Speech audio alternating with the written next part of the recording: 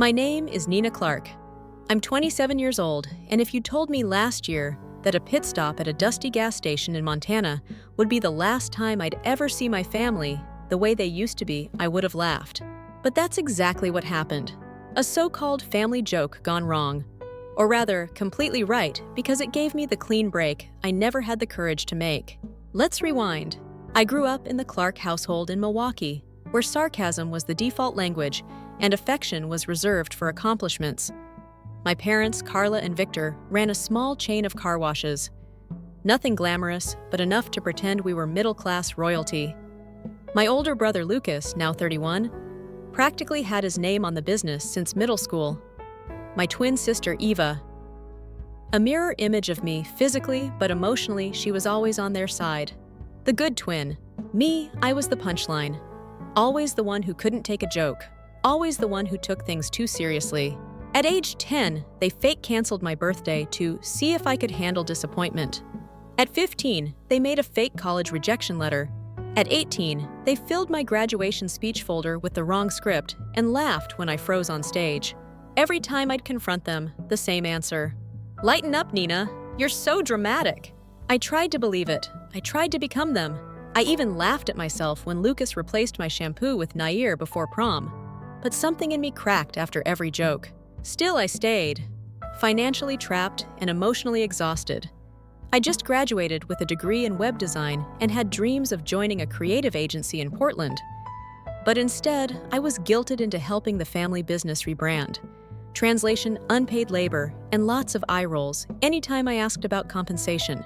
So when they planned a celebration trip to Glacier National Park, I told myself it might be a turning point. Maybe they were finally seeing me. Maybe they wanted to bond. We loaded into my dad's massive SUV, Lucas, Eva, my parents and me, and headed west with snacks, sarcasm, and tension thick enough to suffocate a bear. First stop, South Dakota, where Lucas made a show of accidentally leaving my toiletries at the hotel. Hilarious. Eva pretended to confuse my backpack for trash and tossed it in a dumpster. My mom told a waitress I was still finding myself, bless her heart, like I was some fragile pet project. I laughed through it all, because I wanted this to work. I wanted to believe I belonged. Day 3, Montana. We stopped in a tiny town called Larkspur, where time had seemingly frozen in 1987. One gas station, one diner, and about 3 cows for every human. I'll grab snacks, I offered, hopping out. Get me trail mix. And water. The fancy kind, Lucas said, already scrolling on his phone. Beef jerky for me, Eva chimed in. Unless that's too much pressure. I rolled my eyes, went inside, and made my way through the narrow aisles. The cashier, a woman in her 50s named Ruth, greeted me with a warm, crinkly smile. Just passing through. Yeah. Family road trip, I said, not realizing this would be the last normal sentence I'd speak for weeks. I paid, thanked her, and pushed the door open with my hands full. The SUV was gone. I blinked, looked left, then right. Maybe they'd pulled around the side. I walked the perimeter. Nothing. Panic hadn't quite hit yet. Maybe they'd gone to the diner. Maybe. Then my phone buzzed. A photo. All 4 of them in the SUV smiling. Caption: let's see if Nina can find her way home. Survival test. I froze. I called Lucas. He answered with a laugh. Oh, you saw it, classic, right? What the hell is this? Where are you? Like, 10 minutes out. We'll see if you pass. Click. He hung up. I stared at my screen. No missed call. No apology. Just that sick feeling curling in my gut. They thought this was funny. Like the grocery store at age 7. Like the prom sabotage. Like every time they humiliated me and called it love. I tried calling again, straight to voicemail. My mom's number blocked. Eva voicemail. Dad nada. They had blocked me. They left me. Ruth noticed me pacing outside, clutching my phone like a lifeline. You okay, sweetheart? I tried to lie. I really did. But the tears were already leaking out. My family just left me here. As a prank. They're not coming back. She stared at me, shocked. You're serious? I nodded. She handed me a bottle of water and ushered me to the back. Come sit. Let's figure this out. The sun dipped low over the gas station. I had $60 in my wallet, a dying phone, and the sudden realization that the people who raised me never saw me as someone worth protecting. And yet somehow, that night, sitting on a plastic chair with Ruth's cat curled around my ankles, I felt more safe than I had in years. Ruth didn't just offer me water and sympathy that night. She gave me something I hadn't had in years, a choice. "I can call the sheriff," she said gently, "but I think what you really need right now is a place to sleep, a full phone battery, and a little time to think." She wasn't wrong. I was too angry to cry, too stunned to speak, too humiliated to think clearly. She made a few calls, murmuring into the receiver like a small-town oracle. Then she turned to me.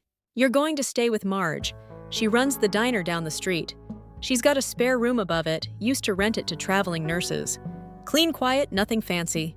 But you'll be safe." I nodded numb. 5 minutes later, I was in the back of Ruth's dusty sedan, watching the Larkspur gas station fade into the rearview mirror. My suitcase, my life was still with the people who had abandoned me. All I had was my purse phone, and the kind of raw clarity that only betrayal delivers. The diner was lit up like a postcard. Marge's place blinked in warm yellow neon above the front window, where a rotating pie display promised comfort in every crust. Marge herself met us at the door.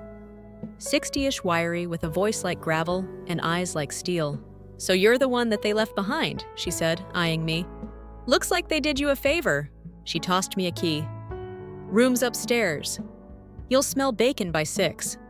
You eat, you clean up after yourself, and you don't bring drama through my doors." Deal, I said barely above a whisper. Upstairs, the room was humble. A twin bed, a dresser, a patchwork quilt that smelled like lavender and Lysol. I stood at the window for a long time, watching the Montana night settle over the town. For the first time in my life, I didn't have anyone to answer to, and somehow it felt like freedom. The next morning, I woke to the smell of coffee and hash browns. The diner hummed below like a living thing. Marge was already flipping pancakes when I walked in. She didn't say a word, just slid a plate toward me and nodded to a booth near the window. "You eat, then we talk." I was halfway through my second bite when she sat across from me, coffee in hand. "So what's your plan, city girl?" "I don't have one." "That's a start." I told her everything, the jokes, the way they chipped away at me my whole life, and called it bonding. The gas station, the blocked numbers. Her expression didn't change once. "You know," she said finally, "some families break you with fists. Others do it with sarcasm and silence. Doesn't mean the scars run any less deep." I nodded, fighting back tears. "I don't even know how to begin." "Then start by staying put," she said. "There's work here. It won't make you rich, but it'll feed you. You help me out for a few days, you earn your keep, and you figure out what comes next." That's how it began. For the next 2 weeks, I became the morning shift girl at Marge's place. I wiped tables. I poured coffee. I learned how to flip eggs without breaking the yolk. And slowly the numbness wore off. In its place came anger. Not rage, something colder, clearer, like glass forming after fire. Every time my phone buzzed, I hoped it was them. Every time it wasn't, I felt stronger. I bought a cheap charger at the gas station and finally opened my email. A few replies from job apps in Portland. One had gone to spam, a freelance gig for a startup needing a landing page. I took it. I worked nights after my diner shifts, building wireframes on Marge's clunky desktop. I borrowed her printer, scanned my degree, updated my portfolio, and removed all mention of Clark Creative. I didn't want their name attached to my future anymore.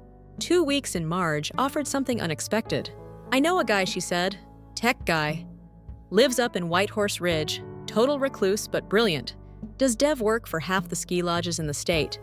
You impress him, you'll have more work than you can handle." "Why are you helping me?" Marge looked at me like I'd asked why air was free. "Because someone helped me once. Pay it forward. That's how small towns work." His name was Theo Maddox, and he was exactly as described, bearded, soft-spoken, and brilliant. We met at a local brewery where he was demoing a mobile app for a client. "You designed this?" he asked, flipping through my pitch deck. "Coded it too." He nodded slowly. "Clean, intuitive, you freelancing?" "Trying to." "Don't try, do." That night, he offered me my first contract, $3,000 for a hotel revamp. I signed it in Marge's kitchen. I was no longer the family screw-up. I was a working designer. 3 weeks in, I got a text from Eva. "Hey, you good?" Just that, no context, no apology. I stared at it for a full 5 minutes. Then I blocked her. That small act, so simple, felt bigger than graduation. Bigger than a job offer. It was my first real boundary. By the week 4, I had enough saved to rent the studio above the antique store. It was tiny, but it had a private entrance and a skylight. I furnished it with thrifted pieces and a plant named Steve. I told Marge I was moving out. She hugged me one-armed awkwardly and handed me a stack of old menus. Design me a new look. Retro but not tired. I'll pay market rate. I smiled heartful. I wasn't rebuilding. I was building something new, from scratch. And this time, no one could take it from me. 3 months after I was left behind at a gas station like an unwanted souvenir, something strange happened. I stopped waiting for an apology. I no longer checked my phone hoping to see their names. I no longer played through fake conversations in my head where they said, "We're sorry," and I said, "It's okay." Because it wasn't okay. And I was done pretending it ever had been. Larkspur became home not by design, but by decision. I took on more freelance work. Helped Theo redesign a snowmobile rental site. Built a booking portal for a local yoga studio that only had 3 regulars, but wanted to look like LA. I even started teaching a weekend design basics class at the town library. It paid peanuts, but gave me something I didn't realize I'd been starving for: respect. You make it easy to understand. One of the students told me an older woman trying to build a digital catalog for her quilt shop. "Thanks," I said, blinking back tears. No one in my family had ever used the words "you" and "easy to understand" in the same sentence unless it was sarcastic. It was around this time that the text started again. First from an unknown number. "Hey, this is Lucas, can we talk?" Blocked. Then Eva through Instagram DM this time. "Just wondering if you're alive. Dad wants to know." Funny. They didn't care about that in Montana. I took a screenshot, deleted the message, and moved on. But the message that really got me, a check in the mail. $500. From my mother. No note, just the check in an envelope with her neat all-caps handwriting, "Clark." It felt like hush money, like buying back the narrative. I burned it. In Larkspur, people started calling me the girl who builds websites instead of that poor thing from the gas station story. I ran into Ruth one afternoon as she picked up groceries. "You look different," she said, squinting at me. "Better or worse? Like you found your spine." We both laughed. That weekend, Marge threw a surprise dinner at the diner. Not for my birthday, not for anything specific. Just because we're glad you stayed. She closed the diner for the night and made her famous cornbread-crusted pot pie. Theo brought beer. Ruth brought pie. The librarian brought a book wrapped in string for your new bookshelf, she said. I didn't even have a bookshelf, but I would now. Marge raised a glass and looked at me, her voice rough but kind. "To Nina, the only person I've ever seen come into Larkspur completely stranded and leave with half the town on her payroll." Everyone laughed. I didn't. I just smiled and swallowed the lump in my throat. Because I wasn't leaving, I was becoming. A week later, I was cleaning out the inbox for one of my client websites when I saw the name Victor Clark. My father. Subject: "Let's talk, Nina." I sat still for a long time, letting my fingers hover over the mouse. Then I clicked. "Nina." I realized things got out of hand. We meant it as a lesson, but it's clear you've gone your own way. Your mother and I would like to see you. Talk face to face. Lucas says you're working on websites. That's great. Maybe there's still a place for you in the business. We can discuss compensation. Real compensation. Families should stick together. You know that. Dad. I read it twice, then a third time. It wasn't an apology. It was a recruitment pitch. They weren't sorry. They were threatened. I was doing well without them, and they wanted a piece. I didn't reply. I printed it instead. Taped it to my wall like a trophy. One afternoon, I got a call from Theo. "Need your eyes on something," he said. I stopped by his cabin, half office, half hermit hideout, and sat across from him with a mug of his terrible instant coffee. He pulled up a web prototype and started talking about layout choices, but his voice trailed off. "You okay?" I asked. "You ever think about what it would look like if they showed up here?" I blinked. "Why would they?" He shrugged. "Small towns aren't as hard to find as people think, especially if someone's motivated." The idea lodged in my brain like a splinter, but I brushed it off. They won't. They never cared enough to drive 3 minutes back to get me. They're not driving halfway across the country now, but I was wrong. It happened 3 days later. I was walking home from the post office with a new client check in hand when I saw a rental car parked across the street from Marge's diner. Out stepped Eva. Same hair, same smile, same nerves behind her eyes. I froze. She spotted me. Nina, she called, like we were just two sisters meeting for brunch. I didn't move. She crossed the street. Can we talk? No. Please, Dad's sick. He's been asking for you. That would have mattered to me, back when he left me behind like garbage. But not now. He was trying to make you stronger. Don't, I said, voice sharp as ice. Don't you dare sell me that garbage here. I came alone, she said. They don't know I'm here. I wanted to see you. You're doing really well. Better than any of you expected, right? She nodded. I used to think we were helping you by toughening you up. I stepped back. You all taught me something, Eva. But not what you think. You taught me what a family isn't. Her face twisted. You're really not coming back, are you? No. But you're free to stay here. I hear the diner's hiring. I turned around and walked away, check in hand, spine straight, head high. Larkspur was my town now, and my story. It wasn't theirs to finish anymore. Larkspur in winter is a postcard snow-crusted rooftops, wreaths on shop doors, kids sledding down the hill near the church. The kind of town where peace clings to your coat like static. I was finally breathing easy, working full-time as a designer, helping Theo with his startup, even teaching a digital literacy course on weekends. So naturally, that's when the past showed up. In person.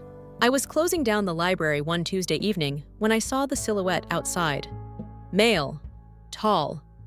Leaning against the railing with that same half-arrogant slouch I used to see every Thanksgiving. Lucas. My breath caught. He looked older, leaner.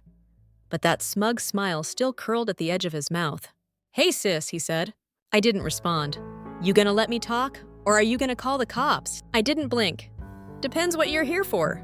He pulled his hands from his coat pockets, holding them out like he was unarmed. Not here to fight. Just wanted to see you. I've been trying to. You keep blocking us. There's a reason for that. He nodded. Fair. You've built something here. I respect that. That made me laugh dry and bitter. You respect me now because my website made the local Chamber of Commerce newsletter. He looked down. Dad's not well. Doctors are saying it's liver failure. Cirrhosis. That hit harder than I expected. Not because I wanted to fix anything, but because part of me still thought he was untouchable. Lucas took advantage of my silence. He talks about you, keeps your graduation photo in his wallet, still blames himself for Montana. Blames himself, I hissed. He orchestrated it. I know. There it was. No denial. No, we didn't mean it that way. Just a quiet admission of guilt. It didn't bring me peace. It brought rage. You blocked my number, Lucas. You laughed while I begged. You cut off my apartment. You wanted me to suffer. His jaw tightened. We thought you'd crawl back, prove you could handle it. And now that I haven't, I said coldly, you're here crawling to me. He didn't flinch. Dad wants to talk before it's too late. We're not asking for a parade, just a conversation. I took a long breath. The wind cut through my jacket, but I didn't move. You all taught me what humiliation feels like. Now you're here asking for grace. I don't owe you anything, Lucas. He didn't fight it, just nodded, pulled an envelope from his coat. Mom wrote this. Said if I found, you give it to you. If you read it, fine. If you burn it, also fine. He placed it on the railing and walked away. I watched him disappear into the night before picking it up. I didn't read the letter for 3 days. I kept it in my drawer under client invoices and tax forms like it was radioactive. But on the 4th night, after a late dinner with Theo and Marge, I finally opened it. Nina, there's no version of this that fixes what we did. I know that now. What we called tough love was really just cruelty we dressed up in humor and control. You didn't need hardening. You needed protection. And we failed you. Your father is sick. I won't ask for forgiveness, but I will ask you not to let your story end here with the door slammed forever. Even if you never speak to us again, know that I see now what you've become, and I'm proud. Love, Mom. No demands, no manipulation, just regret. And it wrecked me, I told Marge the next morning. She poured coffee in silence, then said, You going back? I shrugged, just for a visit, not to stay. I need closure. For me, not for them. Theo offered to drive me to the airport. We didn't talk much on the ride. Before I got out, he said, You're not who they left behind anymore. Don't forget that. I nodded, I'm not. Back in Milwaukee, everything looked smaller. The house, the street, even the people. My father sat in a recliner, like he'd been carved from stone. His skin was grayer, his voice thinner. Nina, he rasped when I entered. I didn't hug him, didn't cry. I just sat across from him and waited. I've watched your interviews, he said. The design agency, the women's tech panel. You speak so well. I didn't answer. He exhaled slowly. I know I lost the right to be your father. Still, I said nothing. But if there's anything I can do to make sure my last act as your dad is a good one, I want to do it. I looked him straight in the eye. Then leave me alone. He nodded, eyes watering. Okay. I left without telling the others. Didn't stay the night. Took a cab to a motel and caught the morning flight back. When I landed, Larkspur looked brighter than ever. Marge met me at the diner, handed me a cinnamon roll, and said nothing. That was better than 1,000 words. A month later, a letter came from the family's lawyer.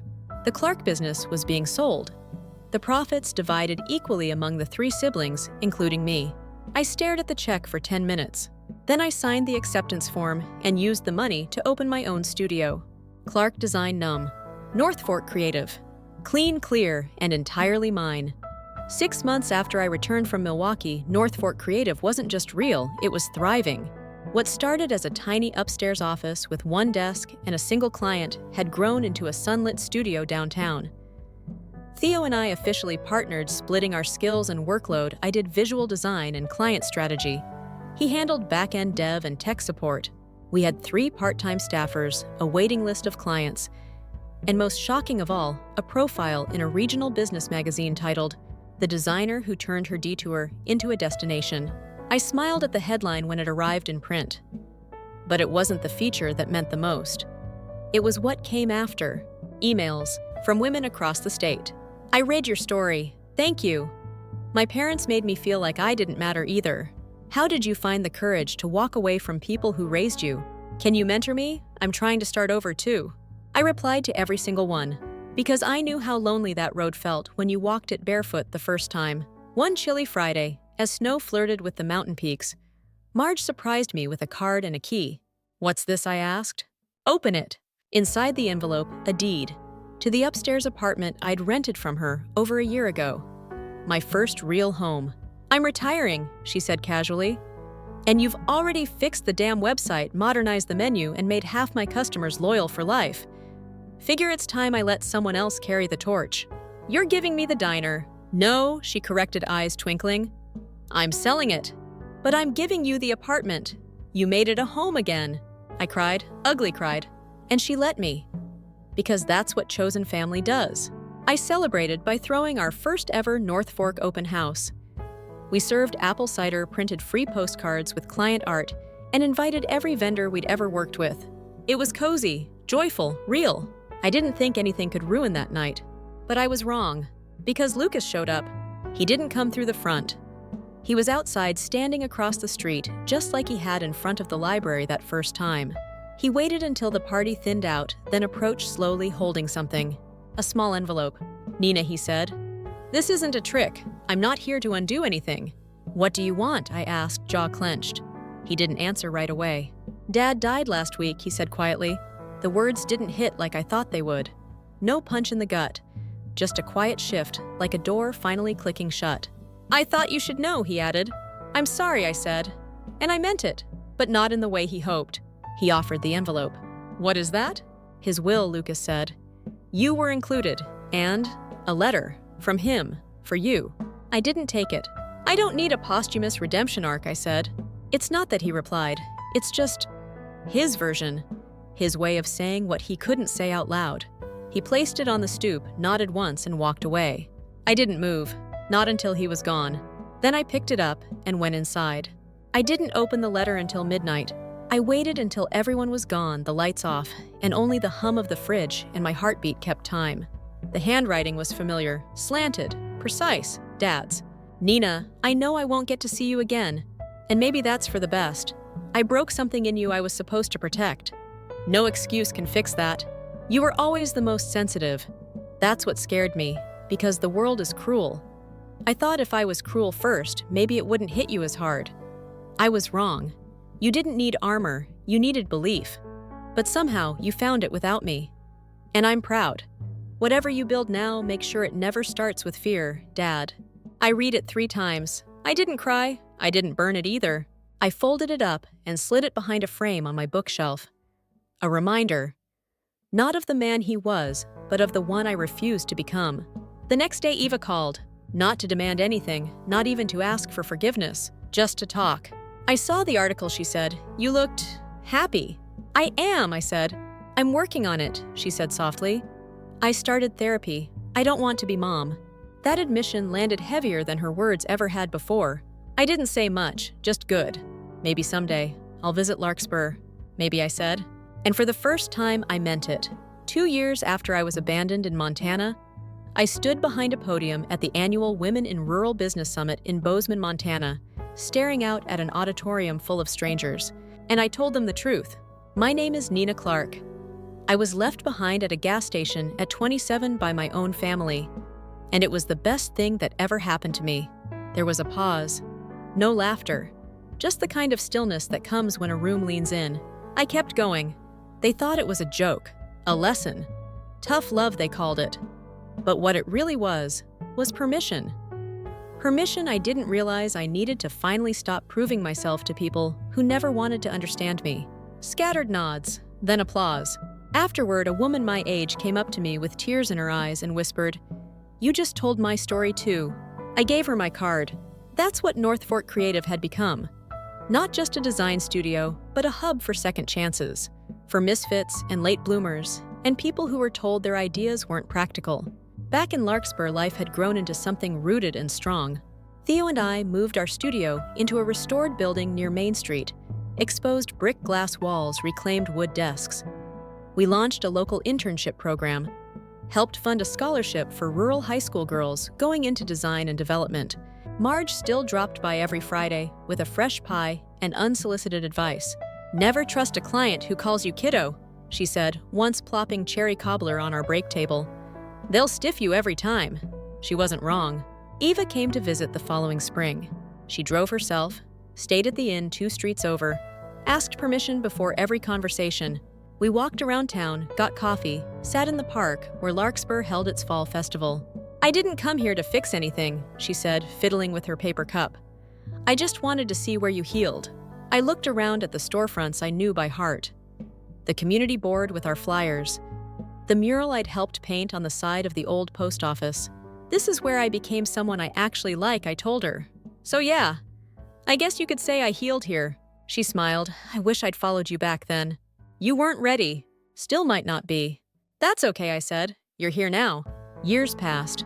North Fork grew to a full team of 10. We expanded into neighboring states, landed clients we once would have only dreamed of. I traveled to speak at conferences and returned to my little house by the ridge with a sense of peace that money couldn't buy. I even fell in love quietly, naturally, with someone who never asked me to shrink. We adopted a dog, a lumpy old retriever named Gus. He snored like a freight train and was terrified of squirrels. Perfect in every way. Then one winter, I got a letter addressed in the unmistakable script of my mother. No return address, just a card. "Nina, I saw your photo in that tech feature, the one with your team. You looked so happy. I wish I could say I helped build that woman. But I didn't. I tried to erase her. And she survived anyway. I won't write again, but I needed you to know. You made something beautiful out of the mess we gave you. Love always, Mom." I didn't reply. I didn't burn it either. I tucked it in the same envelope where Dad's last letter lived. Not because I forgave them fully, but because I was done carrying weight that wasn't mine anymore. One summer evening, we held a block party outside the studio.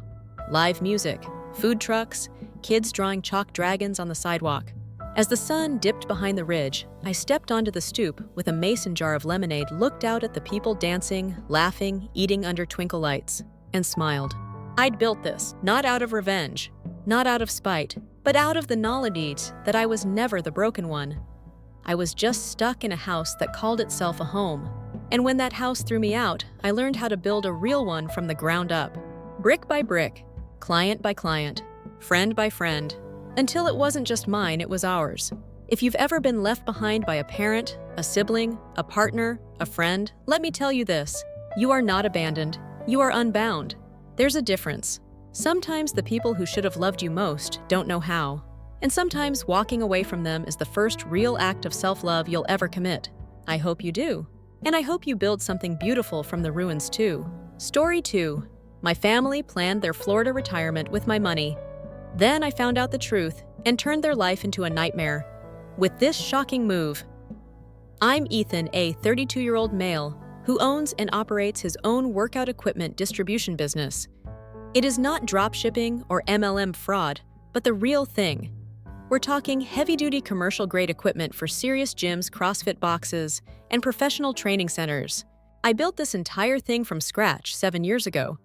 Consider this 25-year-old me living in a cramped one-bedroom apartment and working out of a garage that barely housed a car. God, I miss driving around in a beat-up Ford Ranger.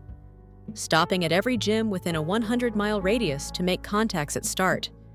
I was just transporting the basics, dumbbells, weight plates, resistance bands, whatever I could fit in that vehicle. The first 2 years were terrible. I was living off protein shakes and canned tuna, working from 4 a.m. until midnight most days. The number of times I heard no or we already have a supplier would have broken most individuals, but every no only encouraged me to push harder. I'd go home, look into better items, make more calls, and send more emails. Sleep. This was for the weak. My big break came when I secured an exclusive contract with a European firm known for producing high-quality products. Nobody else in the area was carrying it.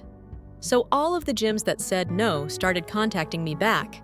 From there, it exploded. Now I have 3 warehouses, 28 people, and we are the preferred supplier for half of the serious gyms in the tri-state area. But this is where the tale becomes tricky. My family sat on the sidelines watching like vultures as I built everything from nothing. My father Ron used to be an avid boxing trainer. He used to own his own gym, which was rather successful, and he taught me all I knew about the fitness industry. But conveniently, he injured his back just as I turned 18 and was about to start college. It's ironic that his disability didn't prevent him from enjoying golf or fishing, but it did make him unable to work. My mother Diane was a classic enabler. She has never worked a day in her life. Always have an excuse ready. "Oh, I'm too old to start working now," she'd say. She was 52. People start entire careers in their 50s, but that seemed too much for her. Then there's my sister Katie.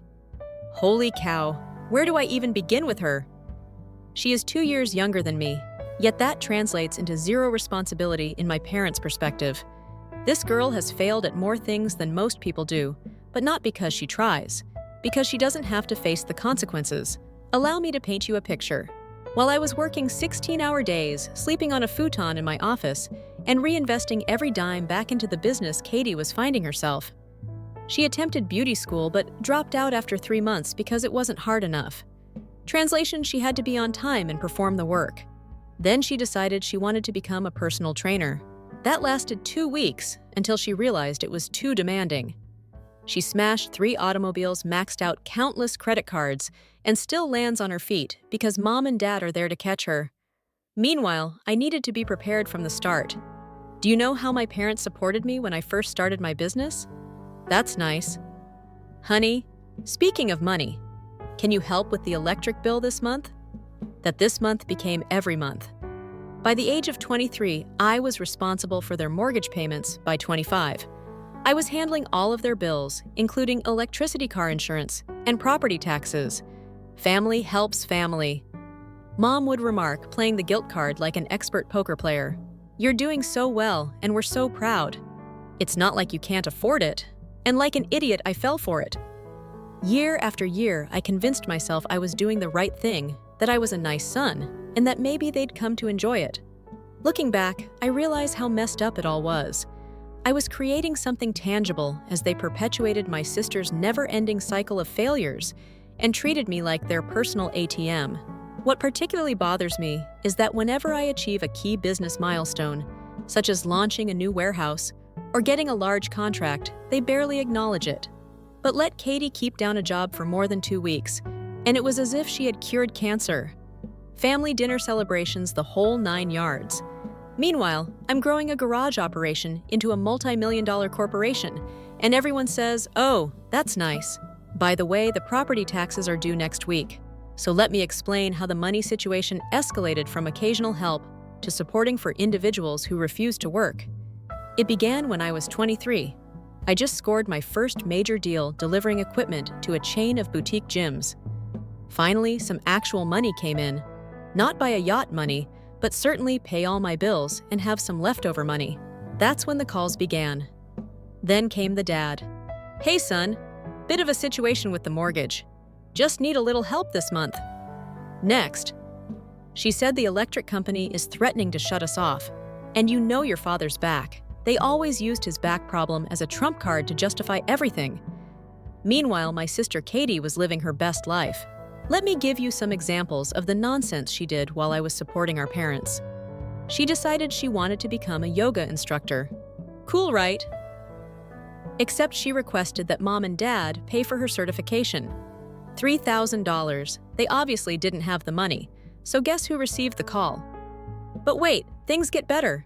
She dropped out after 2 classes because the energy wasn't right. That's $3,000 down the drain. Then there was the time she became interested in crystals and essential oils and decided to create her own health business rather than simply using them.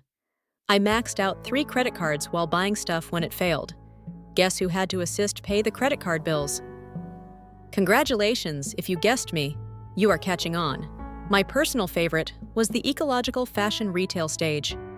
She persuaded Dad to co-sign a lease for a retail space. Keep in mind that this is the same individual who is unable to work due to his injuries, yet is allegedly able to sign legal paperwork. 3 months later, the firm failed because she spent more time preparing picture shoots for non-existent clientele than she did running it. However, the rent still had to be paid. And since Dad's name was on the lease, you guessed it. Another call to good old Ethan. "Son, we really need your help. You know we wouldn't ask if it wasn't important." Throughout this, I'm still grinding, expanded into a second warehouse, hired more employees, and made significant industry movements. But whenever I reached a milestone, it was eclipsed by some familial turmoil. Have you landed a large contract with a national gym chain? Sorry, we can't celebrate because Katie's car was repossessed, and she needs assistance in buying a new one. Did you open a new warehouse? Cool. But have you heard Katie's thoughts about returning to school? Spoiler? She did not. They stopped asking about money since it had become so conventional. Bills such as rent, utilities, car payments, and insurance would just appear in my email. Everything fell under my purview by default. What if I ever hesitated? Oh boy. Mom would take out the big guns. "We're not asking for much, Ethan. You're doing so well, and the family has to stick together." Dad would take the guilt way. "You know, I'd still be running the gym if I could. I taught you everything you know about this business." He taught me about boxing. Nanit. I taught myself everything about running a profitable business. What is Katie's contribution to these conversations? Must be nice to have so much money. You can lord it over everyone. Some of us are trying to find our passion. This is coming from someone who had never worked for more than 3 months in her life. The actual kicker, they began planning their retirement on my dime. I learned they were hunting for condos in Florida. Florida? They had the audacity to give me listings claiming it would be a terrific investment for the family. Yeah, because I was the one who was going to pay for it. Do you want to know how much money we are talking about? Over 5 years, I paid their mortgage $2,400 every month. Utilities average cost $400 per month. Car payments for 2 vehicles, $800 per month. Insurance, home and auto, $350. Monthly property taxes, $6,000 annually. Random emergencies, around $25,000. Total. Katie's multiple failed ventures, around $40,000. That's more than $175,000. Let that sink in. And that doesn't include all of the lesser expenses, like groceries, phone bills, and medical copay. And what did I receive in return? A pat on the back and another bill in my inbox. Some of you may be thinking, "Ethan, you're an idiot for letting this go so long." Trust me, I know. Looking back, I can't believe I fell for it too. But when you grow up being told that family is everything and that you must look after your own, it affects your mental health. You begin to believe that saying no means you're the evil guy. This is when Lauren and my wife entered my life and gradually opened my eyes to how twisted up my family situation was. I met Lauren at a powerlifting tournament sponsored by my company. I wasn't even intended to be present that day. My sales manager had the illness, so I had to cover the booth. The best dang luck of my life. Lauren didn't compete. She's a sports physical therapist who deals with professional athletes. She was there with one of her customers.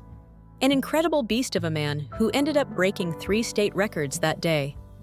I noticed her because, unlike most people at these events, she was more interested in the equipment specifications than the glitzy branding. She came to my stand and inquired about the knurling pattern on our competition bars. Not the standard. How much does it cost, or does it come in different colors? She was curious about grip diameter differences and how they affect different lifting patterns. I'm not going to lie. Having a woman who knew her business was quite appealing. We started talking, and the next thing I knew, we were having coffee after the event that went into supper, which led to more dates. And man, it was different from the beginning. This woman had her act together in a way that made me realize how much turmoil I had accepted in my life.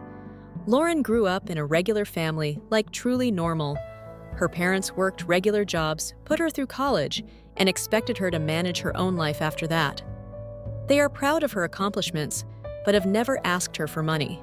Isn't that an incredible idea? Initially, I tried to keep my family problems separate from our relationship. But when you're spending thousands of dollars every month on other people's bills, this stuff comes up. She learned about my family duties around 3 months into our relationship. Katie had another emergency, so I had to cancel our plans. She had bounced a check at her child's daycare, and they refused to take him back until it was paid. Mom was sobbing about how they couldn't watch him due to Dad's back. It's funny how that back injury only flares up when there's work to be done. So there I was, preparing to transfer another $1,000 to clean up my sister's mess. Lauren simply sat there listening to me explain this as if it were normal. She said something that hit me like a truck. "Ethan, you know that's not your responsibility, right?" These were simple words, yet they really stuck with me. Because in my household, I was responsible for everything. Is business doing well? It's time to pay additional bills. Got a bonus. Help Katie with her latest scam. Have you finally saved enough for the new equipment line? Sorry, Mom and Dad need a new roof. Lauren began to notice trends that I had been oblivious to for years, such as how my parents only called when they wanted something, how every family dinner became a presentation of bills and urgent requirements, or how Katie could drop $500 on some MLM scheme but couldn't pay her own electricity bill. Then we married. The small ceremony was primarily for her family and my close friends. My family. They arrived late because Katie had a meltdown that morning about her ex failing to pick up the kids on time. Dad complained about the venue's chairs hurting his back during the reception, but after a few drinks, he was able to hit the dance floor without incident. The true eye-opener came when our son Alex was born. Everything changed the moment a man held him for the first time. I looked at this tiny human and considered the example I was setting. Did I want him to grow up believing it was usual to be used by family? Did success mean being everyone else's piggy bank? Lauren's parents treated Alex with great care from the start. Regular visits, always trying to help, never expecting anything in return. Meanwhile, my parents were only interested in doing things when it was convenient. Mom would cancel arrangements at the last minute because Katie needed emotional support following another failed relationship. Dad would vow to come by, but then not show up because his back was acting up. They only complained the one time they watched Alex. He's quite energetic. Ethan, not like Katie's kids who are so well behaved. Yeah, because her children spend all day on iPads whilst my son plays and explores as a child. Should. I started observing that they handled Alex differently than Katie's kids. Katie's children received costly birthday presents and regular attention. Alex received whatever was on clearance at Walmart. Assuming they remembered at all last Christmas, they spent $300 on gifts for Katie's children. Alex received a $20 gift card to Target. Lauren witnessed all of this, but never pushed me. She just posed questions that made me think, why do you believe they treat Alex differently? Or how would you feel if Alex grew up and was treated the same way you are now? This is the point at which everything went wrong. It's Wednesday morning, and I'm in my office, getting ready for the biggest meeting of my career. Dick's Sporting Goods was interested in a national distribution agreement and an 8-figure contract. This is game-changing material. I've been working on this transaction for months, getting data and samples ready, down to the slightest detail. My suit was pressed, my presentation was flawless, and I felt confident. Then my phone rang. It's Lauren. My wife no longer calls during working hours unless it is an emergency. She works with a pro baseball player who is recovering from Tommy John surgery and is at a critical point in his rehabilitation. His agent required her in Chicago as soon as possible, and a private flight had already been booked. This was a professional chance she couldn't pass up. Not a big thing, right? We are successful grown-ups who can handle scheduling disruptions. Except our nanny had called in ill that morning. There was a stomach illness running around the daycare. Alex was in Lauren's workplace playing in the kids section she had put up for clients who brought their children. Like I said, my wife considers everything. We only needed someone to monitor Alex for one night. One night. Who was the first person I called? My mom.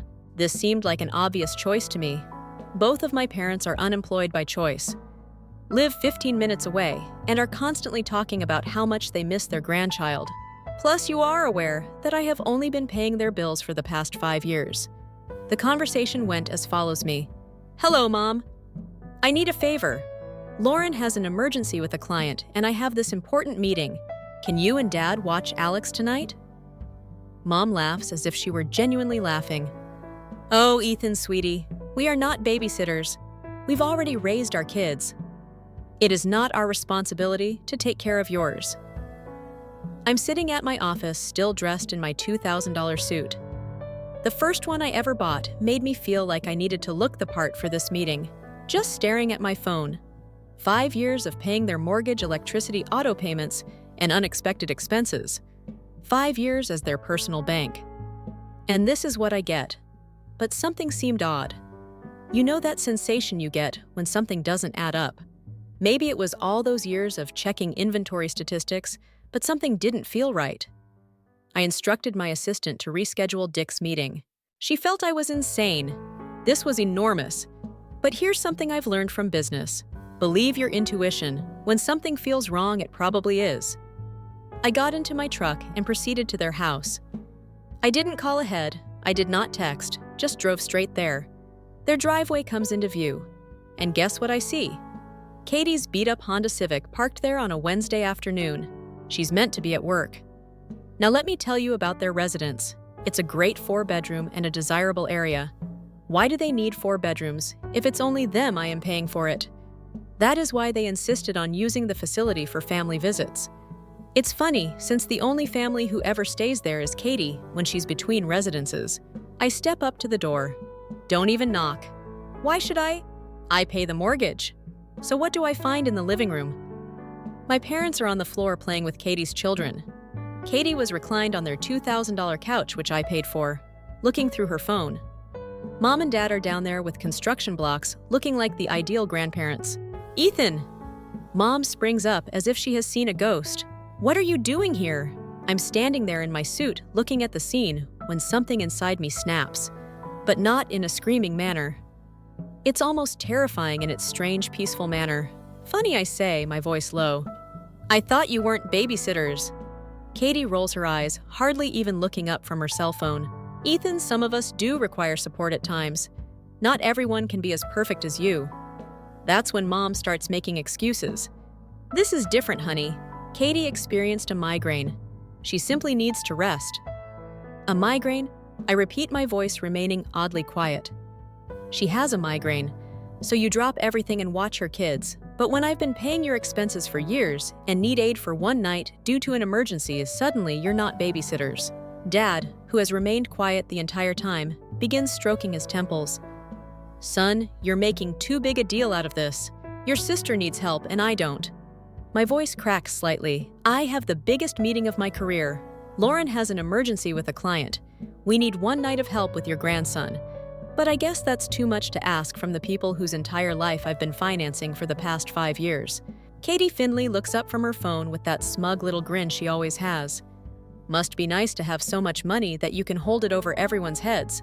Some of us actually struggle, you know. That's when I lost it. Not with a scream, but with a sense of finally seeing everything clearly. I took out my phone, accessed my banking app, and looked up the numbers. Let's talk about struggle, Katie. Let's talk about the $175,000 I've given mom and dad over the past 5 years. Let's talk about your loans that never got repaid. Let's talk about how you haven't held a job for more than 3 months since high school but somehow always have money for new clothes and hair appointments. The room became very quiet. The $175,000 figure I had just mentioned lingered in the air like a nasty odor. Katie, for the first time in her life, did not respond intelligently. But my mother, yes. She shifted tactics quickly. It's like watching a master manipulator in action. The first step is to feel guilty. Ethan, honey, you're making us sound like terrible parents. After everything we've done for you, I cut her off. Right then. What exactly have you done for me, Mom? Because from where I'm standing, I've been carrying this entire family since I was 23. So please enlighten me. What have you done besides take my money and treat me like an ATM? Dad tried to intervene with his peacemaker routine. Now, son, you know that's not fair. I taught you everything you know about this business. That's when I started laughing, like truly laughed. You taught me about boxing, Dad. I taught myself everything about running a business while you were nursing your convenient back injury. I was working 16-hour days, sleeping in my warehouse, and building something real. The only thing you taught me was how to spot nonsense. And right now, I'm seeing it clearly. Katie finally got up from the couch and tried to make herself cry. You're such a jerk, Ethan. Just because you got lucky with your business doesn't mean you're better than everyone else. Some of us have real problems. Real problems. I approached the window and pointed to her automobile. That Honda Civic. I paid for it when you wrecked your last car. Those designer shoes you're wearing probably bought with the loan you got from Mom and Dad last month, which really means my money. Your kids' private school tuition. Yeah, that's coming from the money I give them too. So please tell me more about your real problems. Mom began crying at this moment. Not the false tears she always uses, but genuine, angry crying. How dare you throw this in our faces? We are family. Family helps each other, I reiterated. Funny how that only goes one way. Where was the family help when I was starting my business? Where was the family's help when I needed a co-signer for my first warehouse lease? Where's the family help right now when I need one night of childcare for your grandson? That's when Katie dropped the bomb, making everything crystal plain. Well, maybe if you hadn't moved Alex's daycare to that expensive place across town, he could go to the same one as my kids. Then we could help each other out. I gently turned to her. The expensive place across town. You mean the one that actually has qualified teachers and doesn't park kids in front of iPads all day? The one that costs exactly what I used to spend on your monthly emergencies. That's the one you're talking about. I then turned to my parents and you two. Let's talk about that back injury. Dad? Funny how it only acts up when there's work to be done, but you can play golf every Wednesday with your buddies or Mom. You're too old to work, but somehow managed to go on shopping trips with Katie 3 times a week. My father actually had the guts to appear offended. My injury is real, Ethan. You know that. Is it because I've got a friend who's a sports physical therapist? You know my wife, and she says it's pretty miraculous how your injury only seems to affect you when it's convenient. The room became very silent after that.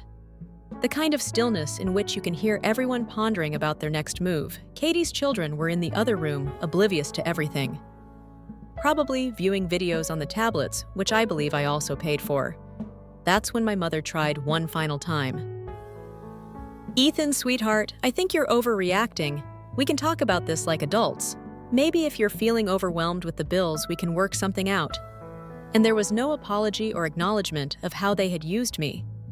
Just another attempt at negotiating terms that would allow them to continue taking advantage of me. You know what? Keep the money. Keep the house. Keep pretending you're the perfect parents to Katie while treating my son like a second-class grandchild. I'm done! Katie scoffed. Yeah, right. You always say that, but you'll cave. You always do. I looked her dead in the eyes. Not this time, sis. You want to know why. Because I finally see you all clearly. Mom and Dad aren't unable to work. They're unwilling. You're not struggling. You're lazy. And I'm not helping the family. I'm enabling parasites. I wish I could bottle the look on their faces. It was as if they recognized the gravy train had arrived at the station. I left that house feeling lighter than I had in years. But this was not the end. Oh no. This was only the beginning of their biggest nightmare, confronting real consequences for their conduct. I didn't get much sleep that night. Lauren arrived home late from Chicago and found me in my home office sorting through years of financial data. She looked at my face and knew something was wrong when I informed her what had happened. She simply nodded and asked, "So what's the plan?" That is my wife. There's no drama. No, I told you that. Just go straight to the solutions. By 3 a.m., we had everything planned out with spreadsheets and paperwork. The following morning, I went nuclear. First stop, my accountant's office. When I showed him how much I had given my family over the years, he almost died. "Ethan," he replied, staring at the figures, "this is more than some people's retirement savings." Yes. No kidding, he helped me document everything. Every transfer, every bill payment, and every loan. Next up, my lawyer. Remember the Dick's Sporting Goods meeting that I rescheduled? My lawyer's office was in the same building, indicating that the universe has a sense of humor. I completed the business agreement in the morning, which was a huge success, and then spent the afternoon legally protecting myself from what I expected. Then came the fun part. I started canceling everything one by one. Is their mortgage on autopay gone? Utility bills canceled? Car insurance? Bye-bye? Credit card payments? Not my concern anymore. Property tax account closed. What about a cell phone family plan? I hope they like prepaid. Here's the issue about cutting somebody off. You have to do it all simultaneously. It's like pulling off a Band-Aid. You can't do it half-heartedly. They'll find methods to guilt you back in. So I went all in. I sent them a single text. "You're on your own now. Figure it out." Then they blocked their numbers. All of them. Mom, Dad, and Katie even had a landline. Because yes, I was also paying for that. The meltdown was biblical. Within hours, they had blown up every available channel. My work phone 47, missed calls, email inbox. This looks like a spam folder. Lauren's phone. They also attempted the office landline. My underpaid receptionist deserves a raise. Mom's initial email was precisely what you'd expect. How could you do this to your own family? We're going to lose everything. Your father's blood pressure is through the roof. Katie's kids need stability. Notice how there was no mention of Alex, nothing about how they treated me. No admission of their behavior. Just fear of losing their meal ticket. Dad attempted a business angel. "Son, let's handle this like businessmen. We can work something out. Maybe set up a payment plan. They treated me as if I were a credit card corporation with which they might negotiate. But Katie went completely nuclear, started calling my staff to try to reach me, showed up at one of my warehouses, raising such a ruckus that my loading dock manager, a veteran Marine, had to accompany her out. She was yelling about how I was destroying the family, how her children would suffer, and how I was simply envious of her free spirit. What is the best part? My lawyer had previously prepared a cease and desist letter. One frightening letter alleging harassment. Later, Katie remembered how to behave like a grown-up. Then came the financial reality check. It turns out that after 5 years of living on someone else's pay, you forget how bills work. Within 2 weeks, their ideal little world began to crumble. Dad's back problem unexpectedly improved, allowing him to begin looking for a job. Mom learned that it exists. Katie had to cancel her wellness vacation or spa weekend. Their country club membership had lapsed. The lawn service has ceased arriving. Their favorite eatery has ceased seeing them. My security team. Yes, I have one now. Having a successful business requires taking precautions and reporting that Mom and Dad were seen entering. Wait for it. A career fair. The horror. But here's the real kicker. Remember the Florida condominium they were looking at? Which one did they expect me to buy for their retirement? They had already paid a refundable deposit with my money when they had to back out. The realtor contacted me to refund the deposit. They apparently utilized my corporate email for the correspondence. That money went directly into Alex's education fund. What about the cherry on top? Katie's ex-husband reached out to me. She had been telling him I was assisting with child support so he wouldn't have to pay as much. Yeah, that information was sent directly to his lawyer. Was it harsh? Maybe. But do you know what is harsh? Using your own child as an ATM while treating his son as a second-class citizen. taking advantage of someone's accomplishment without providing anything, playing favorites with grandchildren based on which parent is easier to control. And this was only the beginning. 3 months after I cut them off, the reality of their condition, set in their lovely little world, was absolutely broken. Let me go down how each of them dealt with the consequences of their conduct. First up, my father. Remember the strange back injury that rendered work impossible? It's interesting how rapidly it mended after the money stopped flowing. A friend of mine who owns a local gym informed me that Dad came in searching for a job. Mom's makeover went even better. After 15 years of being too old to work, she realized she was perfectly capable of holding a job. She's now a hostess at Applebee's. Yes, the same Applebee's where she used to complain about the poor service and leave a 5% tip. Karma has a sense of humor, I'll give it that. But Katie's story is my favorite. Remember how she was constantly reinventing herself and launching new businesses, which I ended up paying for myself. Reality struck her like a freight train. Her ex-husband's lawyer utilized the knowledge that she lied about child support to reopen their custody agreement. It turns out that courts dislike parents who mislead about their financial arrangements. She had to move back in with Mom and Dad since she could no longer afford her apartment. 3 adults, 2 kids all packed into the house I used to pay for. The same house is now in pre-foreclosure because surprised they cannot afford it on their own. But here's where things become really good. Last week, they attempted one final guilt trip. Mom shared an epic sob tale on Facebook about how her successful son abandoned his poor family. Let me share some memorable quotes. It breaks my heart to see how money can change a person. My own son, who I raised and nurtured, has turned his back on us in our time of need. We're struggling to put food on the table while he lives in luxury. What kind of person abandons their own parents, their own sister? The comments were exactly what you'd expect. All these folks who don't know the true story to say, "That's terrible. How could he do that to his own mother?" And my personal favorite, "Family is everything." So do you know what I did? I dropped the receipts. All of them. I made a single post that was completely professional and simply stated the facts. In the interest of transparency, here are the financial records of my support over the past 5 years. Then I listed everything, all mortgage payments, each utility bill, every loan to Katie, the entire sum that went into her failing businesses, the price of their autos, everything. I then added the screenshots, Mom's text, giggling about not babysitting Alex, emails concerning the Florida condo that they intended me to buy. Katie's communications seek money for her many scams. Dad's golf club membership renewal was strangely prioritized over his grandson. The fallout was stunning. Family members I hadn't heard from in years began contacting me, not to guilt me, but to apologize for believing their version of the story. Mom and Dad had painted a picture of me as a caring, supporting son who was eager to help the family. Nobody realized they were basically extorting me. Katie's ex-husband's attorney hit the jackpot with all of this proof. She's now working 2 genuine jobs, not wellness coaching or whatever her previous plan was to pay her child support.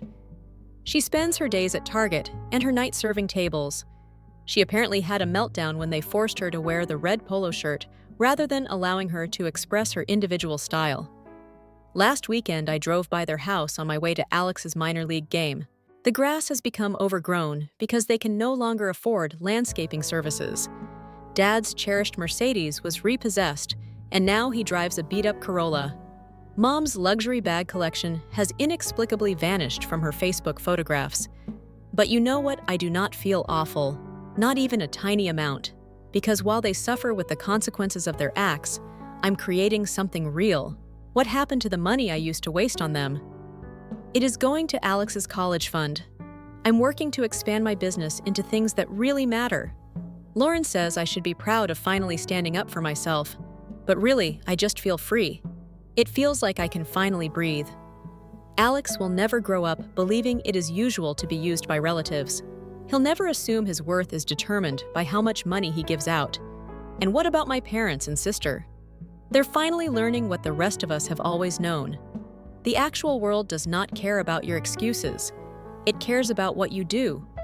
They made their decisions. Now they can live with them.